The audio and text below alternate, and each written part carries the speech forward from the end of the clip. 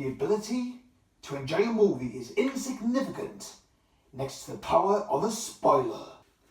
And for that reason, that's why this impression video is going to be storyline spoiler free. So, midnight, been and gone, Star Wars Episode 7, The Force Awakens has been released in the UK, currently about 2:57 in the AM. Did it live up to the hype? You bet yeah. Was it as good as what I thought it was going to be? It was even better. For anyone who was left with a sour taste in the mouth after watching any of the prequels, rest assured that Episode 7 is much more akin to Episodes 4, 5 and 6, the original trilogy, than what the prequels were. Is it life-changing? Is it magical? Not so much. In the words of Mark Hamill, it is just a movie. Was it fucking awesome? You bet yeah. Why was it awesome? Well, this isn't going to be a review because I don't want to go into spoilers just yet, but here are going to be some of my initial takeaways and my initial impressions from my first screening of Star Wars Episode 7, The Force Awakens. First up, as soon as you finish watching this, in fact as soon as you start watching this, you're going to notice a hell of a lot of similarities between this and A New Hope. Now don't worry, I'm not going to go into storyline spoilers here, but the formula, let's say there was a Star Wars formula, the formula is pretty much transferred over to A New Hope. You have your anti-cast characters that come together under circumstances of chance. You have similar characters in this film than what you did to A New Hope. And the whole sense of adventure that A New Hope captured, and the sort of underlying themes of that is very much echoed within The Force Awakens. This is apparent almost word for word in certain scenes. If you change the actor, you would think you were watching A New Hope. Now obviously, I'm not going to spoil anything storyline wise here, but you can expect to see things from A New Hope such as the Cantina. There's a similar thing here. The droid in a sandy planet, similar thing here. Bad guy seeking a droid, similar thing here. As soon as you see the film, you'll know exactly what I mean, and you'll probably be able to draw a lot more comparisons than what I even have. Next up, pacing. This is a thing that the prequels got pretty messed up in, and it's a thing that they get criticised for a lot. My first introduction to Star Wars was the 97 releases, but my first cinematic experience to Star Wars was The Phantom Menace. However, looking back at the prequels compared to the original trilogy, you can see that that sense of adventure, that sense of pacing, has been completely lost in translation, both from the originals to the prequels. Anyone out there that hasn't seen The Force Awakens yet will be very happy to know that that sense of pacing retained from the original trilogy slap bang into The Force Awakens. Where the originals, and particularly The Phantom Menace, is the one that comes under criticism a lot, but I personally think Attack of the Clones is more guilty of this, is nothing happens for long periods of time, or nothing significant happens to the overall story of what then happens in 4, 5 and 6. There's a lot of filler in those films. In this, every scene has a purpose. Now, if you're one of those people that loved seeing Anakin and Padme rolling around in the grass, running around in the grass, oh, Padme, I love you, oh, Padme, then you're not going to enjoy The Force Awakens. But if you are a fan of good cinematic experiences, then you are going to love The Force Awakens.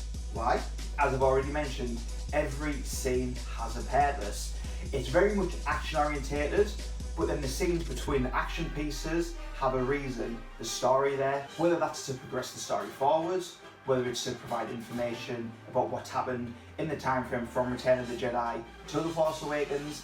Everything that's going on here is either building characters, showing the world, explaining what's happened, or pushing the story forwards. The film lasts for maybe 2 hours, 20 minutes or so, but it does not feel that long. It felt like I'd been in the cinema for maybe an hour, and when those end credits hit, I was thinking, fuck, give me some more characters. Now the main cast is pretty much known from the trailers, from the TV ads, from the online ads, from the figures, from the toys, from the merchandise. So I don't think speaking of the characters is going to spoil anything too much, but just on the safe side, I'm not going to mention any of the characters specifically that I haven't seen through just watching the trailers. The scene stealer, Jar Jar Binks, does not transfer over into The Force Awakens. From my opinion, there was no character in there that in a month's time, 6 months' time, or a year's time, people are going to look back on The Force Awakens and think, man, that guy just was super annoying. Every character in here was suited to a specific role. The main cast of characters, which was Finn, Poe, Han, and Rey all come across very natural and certainly capture the essence of the original trilogy, humour, the character, charisma. So there's no complaints in regards to the main cast. Characters that could have done with a little more screen time, in my opinion, was Captain Phasma. I would like to have seen that character fleshed out a little bit more, but I'm sure she's a character that's going to be used more in episodes 8 and 9. So we'll see how that pans out. I can sort of see her maybe having, you know, a sort of following like a Boba Fett or a similar role to a Boba Fett. Will she live up to those, you know, that cult sort of fandom and that likability? It's hard to say at this point. I don't think it's fair to sort of make a direct comparison from these current characters to past characters. Kylo Ren, super badass villain. Is he the new Vader? It's hard to say without going into spoilers. I don't really want to say too much.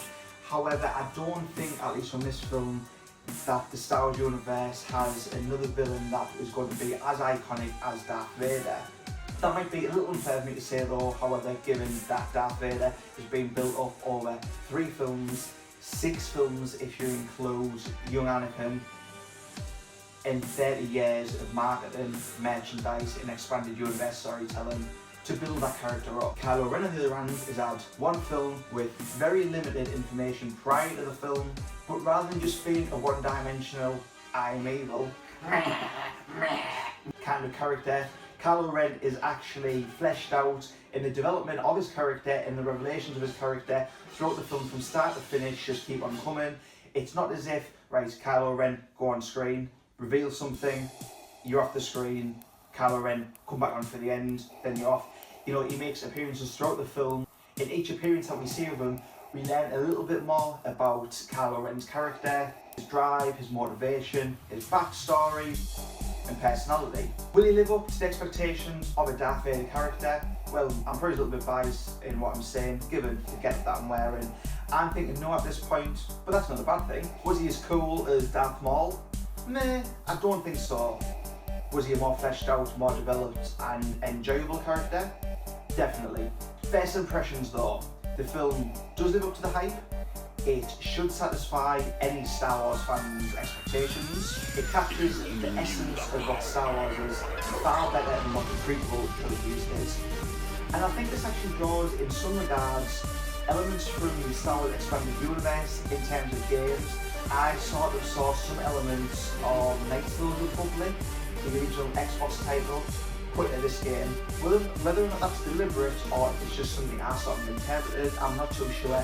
But anyone who watches this film and who has played the game will sort of see some of the shots and some of the action that's going on sort of resemble or at least echo an essence of Knights of the Old Republic. Time in the cinema will absolutely fly by. It does not feel like a 2-hour and 20-minute film. The thing I hated most about this film, however, it left me wanting more, but on that same token, it's something that the film can be credited for. It left me wanting more. Any good TV series, any good film that you know is going to be part of a bigger series should leave you wanting more. The story does wrap itself up and conclude as a single film, but it definitely leaves me wanting more now. And that's it for my first impressions, guys. If you've been to see the film, let me know down in the comments below what you thought of it, but please don't put any spoilers in this video. I'm going to do another full video review, probably at the weekend when I've had a chance to maybe see the film again, when I've had a chance to write some of my thoughts down, maybe when I've had a chance to look online and come up with a sort of more considerated thought and a considerated think about what the film was. Until then though, avoid any spoilers, because remember, it's a trap!